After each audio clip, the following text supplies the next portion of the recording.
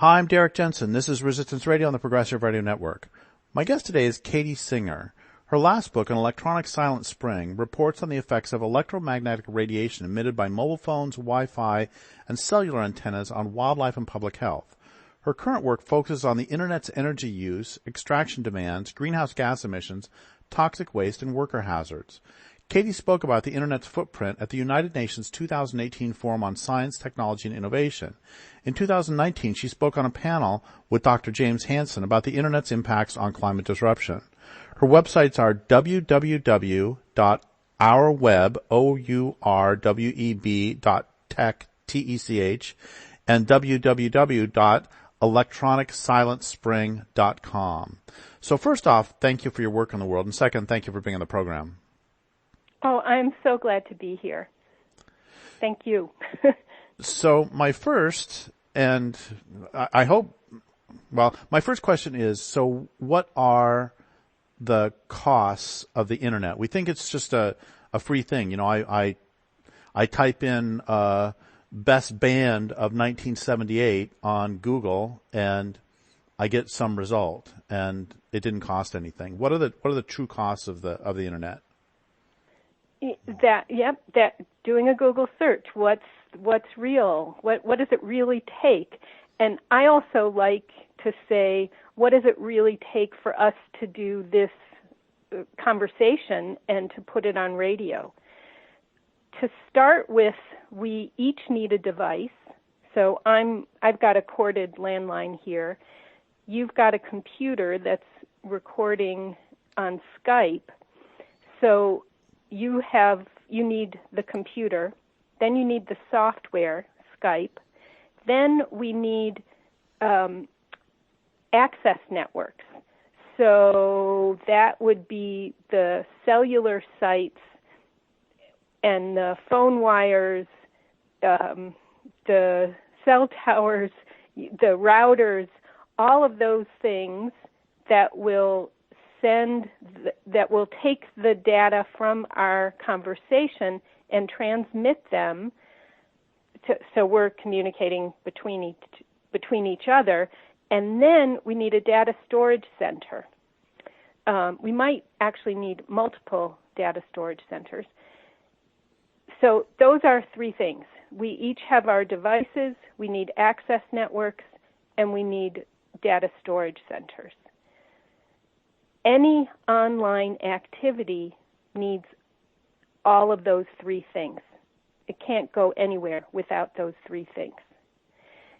So if we break down each of those things, we can begin to understand exactly how much it really takes to do a search for the best bands of your favorite year, or to have this conversation. So can I go ahead and break down some of those three things? Please. And I have one short question. So when you're talking about the storage places, is that what they call server farms, or is that a different thing? Sometimes they are called server farms. That's a good place to start. So if you have a website, then where is it stored? Where is it stored so that I can access it, even though I don't live, I don't share your computer. So somebody in another continent can access your website. Where is it stored? It's stored in a data storage center. Sometimes those are called server farms. Data storage centers some of them are so large you can see them from outer space. They're warehouses filled from floor to ceiling with computers. And those computers probably get replaced every, 3 to 4 years because they need updating, they need improvements. And we're going to talk about the true energy costs in manufacturing new equipment that frequently. Because computers get hot, the data storage centers also need air conditioning. and swamp coolers. It's usually a combination of swamp coolers and air conditioning units. What do those things need? They need water. And so I live in the desert, and we have Facebook coming here with a data storage center, and cooling a data storage center in the desert takes a lot of energy and a lot of water. So data storage centers are everywhere. They're on college campuses. They're part of banks. They're parts of hospitals. If data storage centers were a country, they would rank 5th in use of energy on planet Earth. They're enormous. You're there? Yeah, I'm thinking about that, and you have the other two to talk about still, but other two parts, but I just want to be explicit when we talk about reducing energy usage or we talk about global warming. We have to point out that this is a pretty much new form of of power use. That they effectively didn't exist 60 years ago. Is that right? That the use is not only huge, but it's increasing dramatically. Yes, it is increasing dramatically. And here, let me go to Huawei. Huawei is the Chinese corporation, essentially the Chinese government, that has contracted with several countries, including Canada and the UK, to build out their 5G infrastructure. 5G stands for 5th generation of wireless tech. We're now mostly at 4G. 3G is still operating. And because the industry wants faster services, and also because our data have expanded so much, everything now has an electronic interface. We need more kind of I might call it highway. We might call it broadband. We need more space because we have so much more data happening. So now I'm going to go back to Huawei, this Chinese corporation, and they're really big. They love putting out more and more infrastructure. Their consultants claim that by 2030, info communications technologies will consume 51% of total global electricity. That's an astounding number. We were getting upset before the virus about aviation, personal travel, taking 2% of total global electricity. So if we're looking at 51% dedicated to info communications technologies, that's staggering, and it's more staggering to me because it's invisible to most people. Most people have no idea how much energy goes into these quote-unquote simple text messages, video streams, radio shows like this one, all that stuff. So, okay, there's so much information here. Back to your question about is this new and is it increasing? How much is it increasing? I'm going to say that 2007 was a turning point because that's when we got smartphones. So then not everyone, but a lot of people got a handheld luxury portal to the Internet. So that meant you could access the Internet while you were standing in line at a grocery store or while you were on a train traveling somewhere. That meant more traffic. It meant an increase in data. And there, that takes energy, and it also takes a lot of extraction. It means a lot more waste, electronic waste, but also waste in manufacturing. I can go and talk there about the energy embodied in every device. That's the third thing, or the first thing, actually, that I was talking about. So, yes, please do that. And can you also, okay. I think that a lot of people don't know the term embodied energy. So can you start by talking about that? Yeah. And then, actually, I want to say something that really pissed me off, which is I was reading this article about this, it was some sort of bright green thing where they were saying they had this new way of making concrete that was so much better.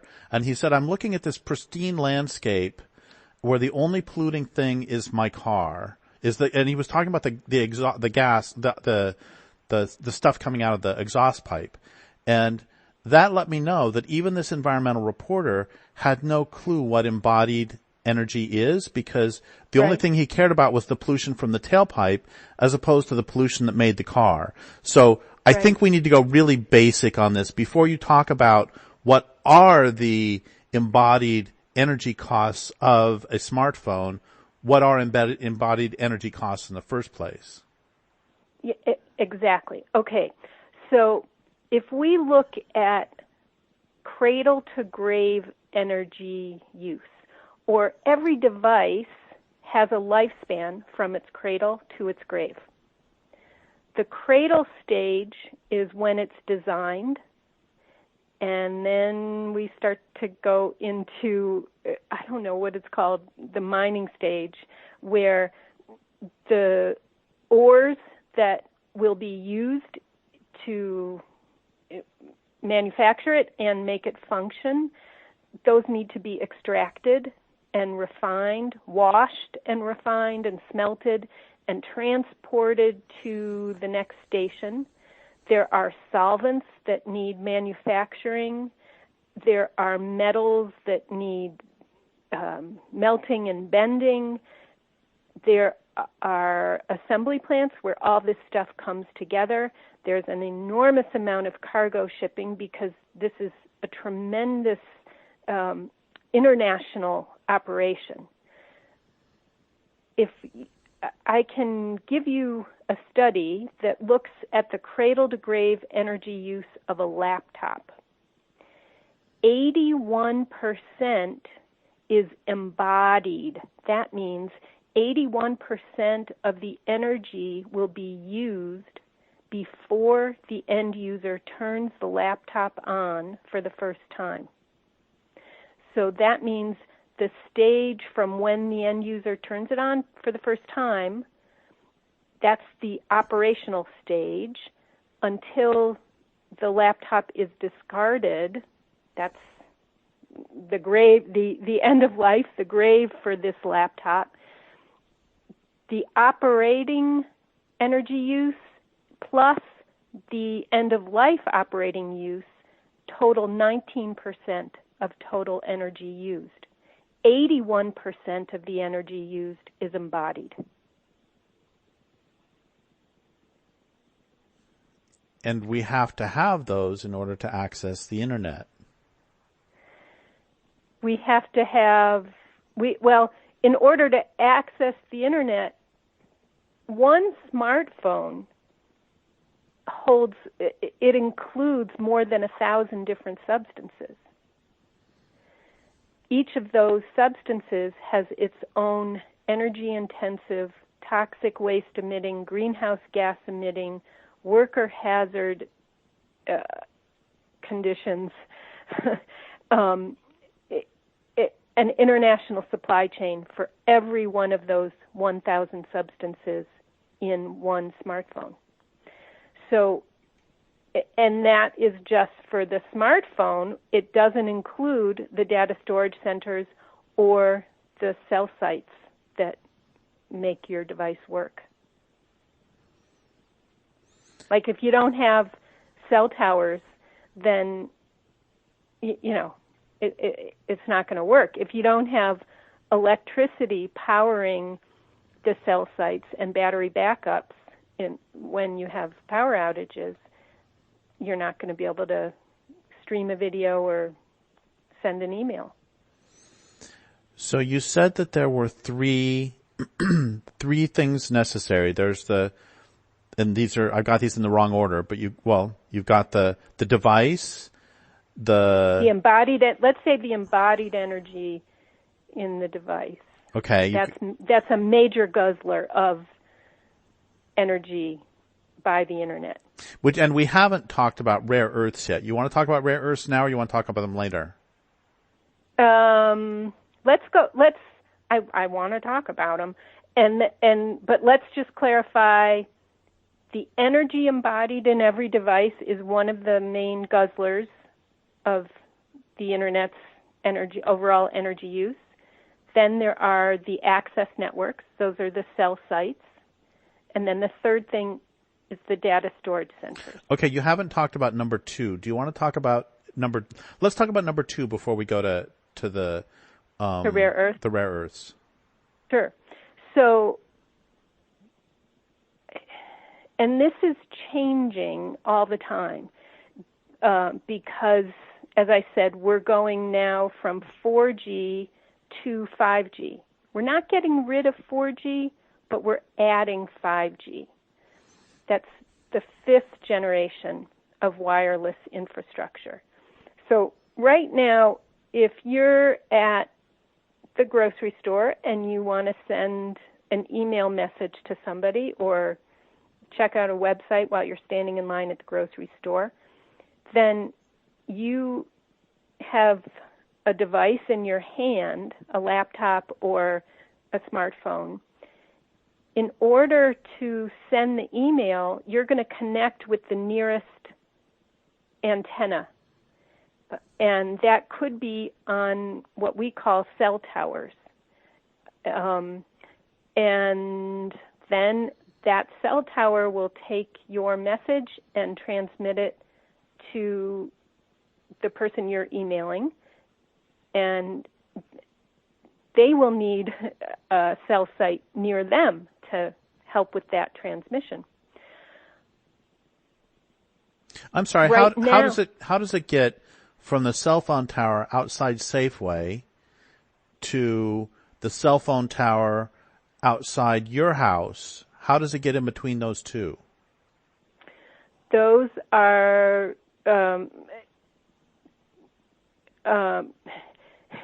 that's radio frequency radiation. The signals are running on different parts of the electromagnetic spectrum. It's like when you have when you listen to an AM or FM radio station, you're listening to a different frequency on the radio dial. And it's the same kind of thing when you send an email, but it's a different frequency. But FM only goes, 50 miles or something. How does this, my point really is, do they bounce off satellites in between? Okay, so number one, you're getting more advanced. Your question is excellent and more advanced than I can answer accurately. But what you're bringing up is that we now have layers of different kinds of technology that include satellites that are in outer space, and then there can be cables buried, fiber optics cables. There can be copper legacy landlines, copper legacy wires involved. We have so many layers of technology providing these services. And that's part of there's so much going on here that everyone notices. There are phone calls not going through. There are emails getting bounced. We've got too much happening in the technology compared to 40 years ago when everybody was on copper legacy landlines you had a telephone and you used it when you sat in a chair. So the reason I was bringing all this up is because if we're talking about embodied energy costs, we, in addition to however many cell phone towers there are in the world, which is way too many, and the costs of putting those up, the environmental costs of habitat destruction of putting those up, et cetera, road access roads. In addition to all those, you also have to have either the cables or the satellites also set up to support the communication. Those are just additional costs that I was trying to tease out a little bit. Yes, and that would be I'm calling those access networks. That's the infrastructure that supports the access networks. The access network is what you use to access your provider, the provider that gives you internet service or cell phone service. And they have lots of layers involved, and say one cell tower can have different providers with different antennas on it. So AT&T might have one rung, Sprint might have another rung, T-Mobile might have another rung. They're each going to be providing service to their customers, and so we're just going to have more stuff duplicated, possibly, probably. And then what kind of technology is it? Yeah, it's going to be a combination of satellites, fiber optics, copper wiring, battery backup systems, electrical energy, electricity, basic electricity. You know, it's there's more involved than anyone really understands. And so that's the number 2 issue, the access networks. There's at least one study showing that whenever you go wireless, that requires at least 10 times as much energy as wired communications. That's probably changing because I think that study is 10 years old, and now everything, I don't know how it can be measured anymore, but the fact is that it's so dense, and we just keep adding more stuff to it. We're not quitting the old technology. We're just adding onto it. So I'm going to ask a couple questions that might be off topic, and if they're too much off topic, then that's fine. You just say that. One of them is all of this is incredibly expensive, and I can look up, what songs the Doobie Brothers put out in 1978 for effectively for free. So how is this all paid for? Wow. I mean, I presume that there's massive subsidies to build the infrastructure. And so if that's outside your purview, then we don't need to talk about it. I can just take a guess, and I think it's a really important question. I'm going to go to children right now who, if you send your child to kindergarten, they're going to get a Chromebook, which is a laptop. And then I'm just going to make it be you in kindergarten, Derrick, and say you're wearing a blue shirt right now. The Chromebook will notice, and it'll see you like blue shirts. And then in a month, we'll check in again. Oh, you're wearing an orange shirt this time. And then in 6 months, you're wearing a brown shirt. And by the time you graduate from high school, this program knows exactly what kind of clothes you like, and it will market you. It will send you messages about clothes that you will like and that you will buy. That there is so much surveillance built into the stuff we buy now. A car will track where you go for dinner. It's got a GPS tracker in the car, and it can tell exactly where you go when you go. and that's all for marketing. And so marketers are probably involved in paying for the internet, which means we're paying for it. So my other question was, and thank you for that. My other question was that there's what percentage. Okay, there's something that Jerry Mander said to me back in 1993 or something that has always stuck with me, which is, yeah, we can use the computer to stay in touch with, we use email to stay in touch with relatives, and we, can look up all sorts of interesting things, and we can do research, and we can use it to organize. We can use it to help organize our environmental organization. But, he said, we should never delude ourselves into believing that that's the primary use. The primary use of all this is for the military and for commerce. And I'm wondering, of these server farms, how much of this energy is used by me looking up the Doobie Brothers circa 1978, or you, or anybody, and how much of it is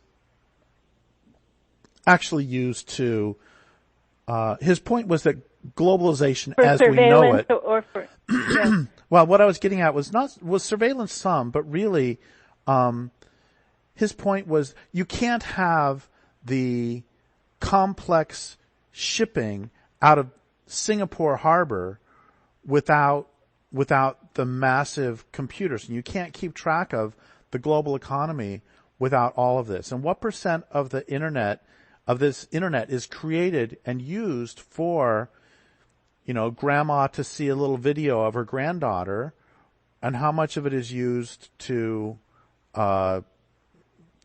further the global economy in a direct sense? And I don't have any idea the answer to that. Yeah, I don't know the answer to that either. I think it's a fabulous question, because when I am asked for solutions, people really are saying, okay, just tell me what I need to do to reduce my energy consumption, that might take, 3 minutes of attention per week. People really can't handle changing their patterns. I mean, and I'm, guilty as charged there. It's very hard to change our patterns. And we've acclimated to this technology so that right now we don't know how to say hello to our grandchildren without an electronic interface. We don't know how to educate children without an electronic interface. And of course, with COVID, that's all increasing exponentially. And then how is that relevant?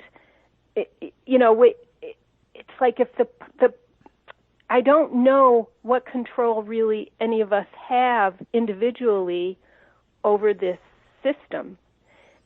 And then how does the military come into it? How does surveillance for marketing from different corporations come in? I'm stumped. But yes. Well, it's part of the reason those are important. Well, thank you. Part of the reason I asked the question is because, 15 years ago or 18 years ago or something, there was this big thing, you need to take shorter showers because we're running out of water. And then I saw the statistics that 90% of water is used by agriculture and industry, and personal use is really a trivial part.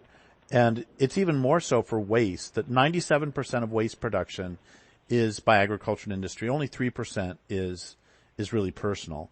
So sure, I reduce waste, but I don't pretend that me personally reducing waste. I mean, I could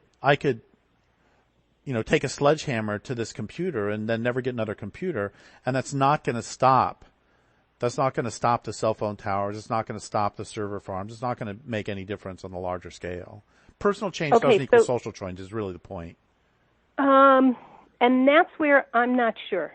Because one of the things that I do tell people is to delay buying anything new by at least 4 years. That's not always easy because say you want a new program. Well, your existing computer might need updating for you to run this new program.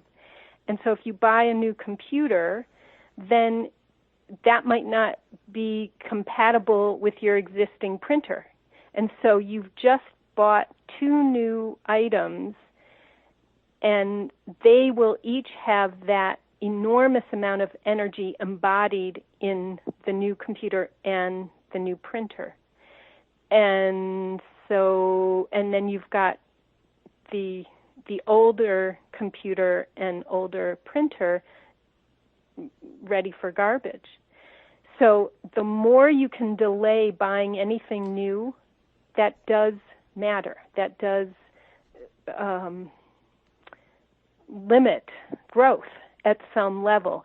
If we committed to that collectively, that would help. But as long as this remains invisible to people, the Internet's footprint, as long as people have no idea what's going on, well, then we can't make that commitment. In schools, in businesses, for example, when people keep upgrading because now everybody's got to do Zoom all the time, and then as we go to 5G, well, that means all the televisions that worked at 4G aren't going to work, so people will need to buy new televisions. And you start to see that when 300 million people buy new stuff, and I'm just talking about the United States, it does matter. So I don't disagree with you personally, and in fact, I just recently bought a new computer because my old computer should have been replaced 4 years ago, and it's pretty cool that you say that because it's about 4 years for me 4 years past due date. I've not been doing capital letters for the last 4 years because my shift keys stopped working. And so I agree with you generically. It's just the problem, I think you and I would both agree that the problem is much larger than you or me specifically, or any individual. And, I also just want to say that when you said that if I were in kindergarten, I would be handed a Chromebook, that in itself filled me with horror. I mean, I understand that computers are fully integrated into education, but honestly, my experience of kindergarten was my memories of kindergarten are primarily naps, crayons, juice, and running around in a playground. I think those days are over. Yeah. That's not what kindergarten's, yeah. I mean, that's, and it is horrifying. And I want to go back to your saying that, yes, our individual purchases do matter, and at another level, what's going on is beyond anyone's control here. And that's what I really live with a lot. I'm interested in taking responsibility for myself. That's just what I'm interested in. And I don't really know how to do that, given what's going on here. I don't know where the entry points are where I do have choices that will impact the environment, the earth that I love so much. I don't know what I can do. And I can't do it alone. And so therefore, if everyone, this is just a fantasy, if many millions of people learned how much it really takes to do email and stream video, would we change our habits? And would it matter? I don't know. Well, I think it doesn't matter what issue we're talking about. This is one of the things that breaks everyone's heart and can break people's souls, is that I can reduce paper usage, but that is a trivial part of, that does a trivial thing to stop deforestation. And I can do nice things for various creatures and provide whatever havens I can, but there is this tsunami of wildlife, of devastation of wildlife. And I think every activist and every sentient being and every being who cares about life on the planet is living with a broken heart because of exactly this question. What can I do personally? What can I do socially? These are, and we work as hard as we can. And, we mentioned gerrymander earlier, and gerrymander's been doing fabulous work for decades. And he's been telling us, he had, what was it, however many, 4 arguments for the elimination of television, however many arguments it was. And then he also had in the absence of the sacred. And it's wonderful, wonderful work. And, the predictions he made have come forward and been exceeded in their horror. I'm going to put another angle to this. If you want a job right now, you've got to have a smartphone. You've got to have Zoom. You've got to have the latest and fastest. And I'm talking about $15 an hour jobs, $12 an hour jobs. If you send your child to kindergarten, they're going to get a Chromebook. You're going to need internet access at home. And it's just There was a study a couple years ago that young people, I don't know what age young people, I'm guessing they didn't say kids, so let's say 18 to 30, young people said that Wi-Fi was more important to them than sunlight. I'm not surprised. And that is, I'll tell you, I'm going to really break your heart. In 2013, manufacturers made more transistors.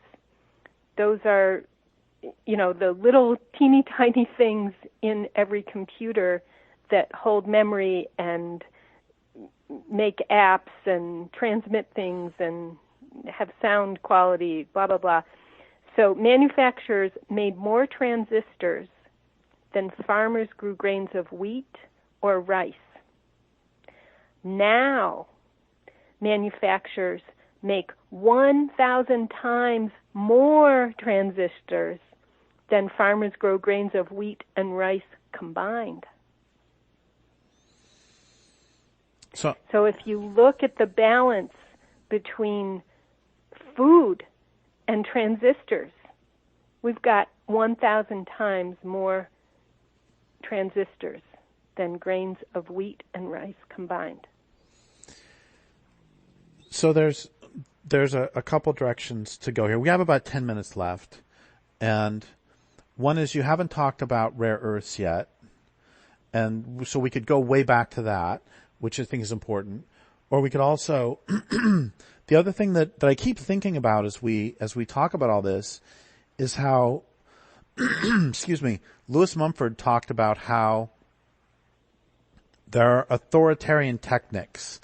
And what he meant by that is there are technologies that not only lead to authoritarian power structures and centralization, but also that these technologies sort of start to run society itself, so that you get cities are made more for automobiles than human beings, and you get the whole system being set up to serve the system rather than life on the planet. And so you can take either of those any direction you want, or you can go an entirely different direction if you'd rather. Wherever you want to go with any of that.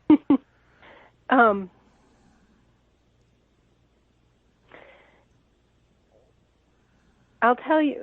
Let me see if I can articulate this. For me, it's very juicy where you're going. You're bringing up really big questions. I think when anyone starts hearing about these true costs in sending an email, streaming a video, doing a Google search, then they get questions that are really relevant for them. What I ache for are forums where we can hear each other's questions and explore the responses.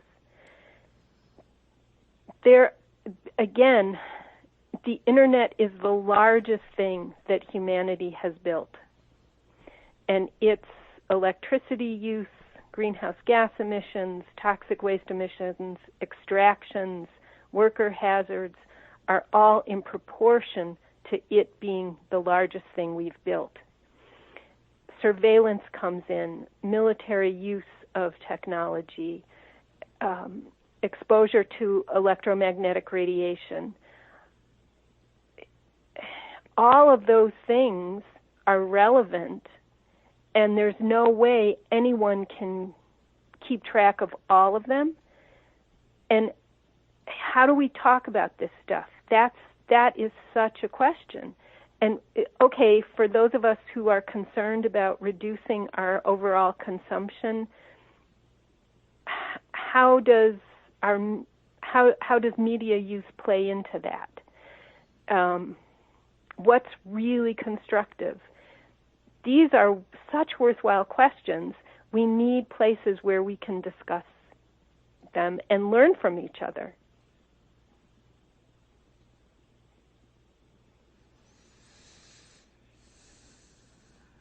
So I love what you're saying, and do you have more to say on that, or do you want me to ask another question?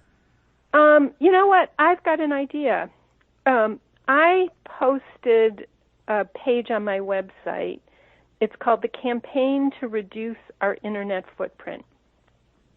When I first read a few years ago that one smartphone includes more than 1,000 different substances, I just started listing substances when I would read about them.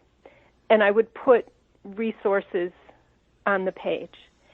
And at my campaign to reduce our internet footprint, I've got about 100 substances that go into making the screen, the case, the electronics, the battery.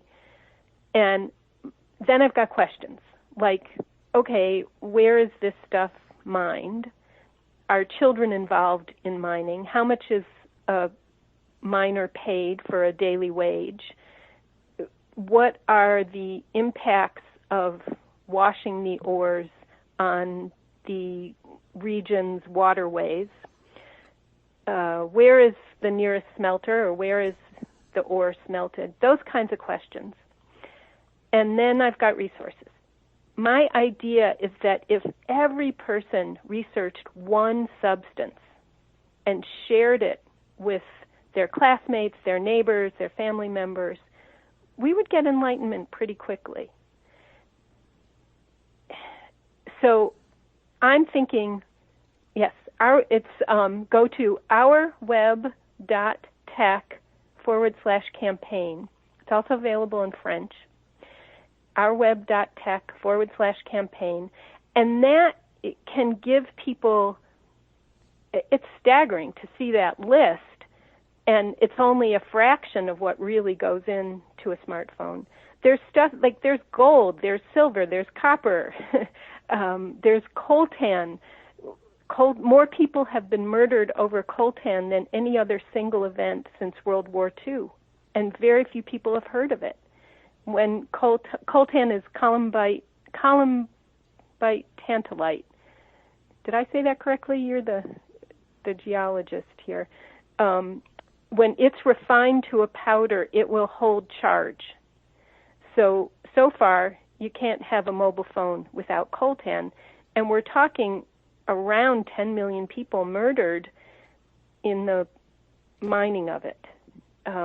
Denis Mukwege, an MD from the Democratic Republic of Congo, won the Nobel Peace Prize in 2018 for dedicating his life to repairing the vaginas of women who'd been brutally raped over coltan.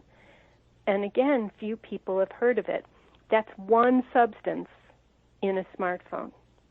So if people could take a look at that list and research one substance and share it, I think that's a worthwhile step. Well, I think that's absolutely brilliant, and I think it's something that we don't do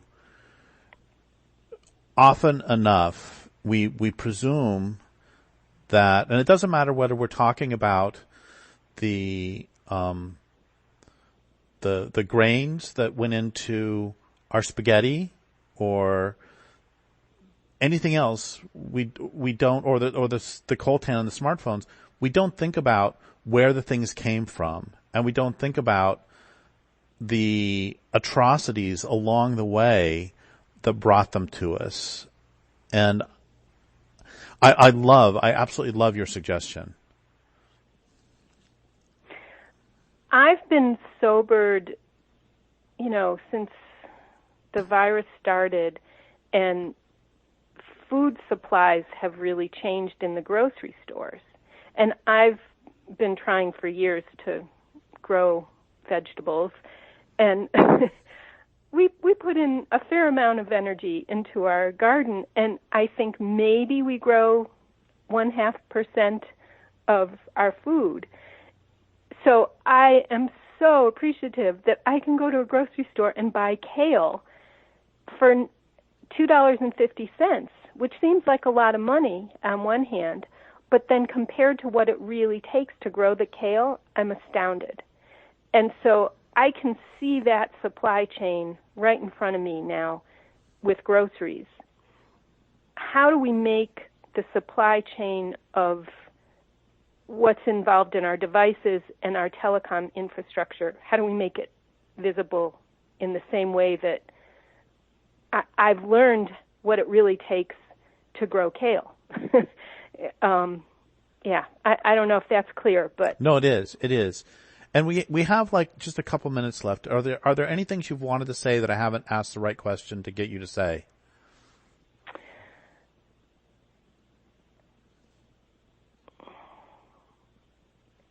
Well, I'll just say, if people have ideas about how to make this stuff more visible, I hope they'll let us know, because this is not the job of any one person, and I think that is the project, to make visible the true costs of using the internet.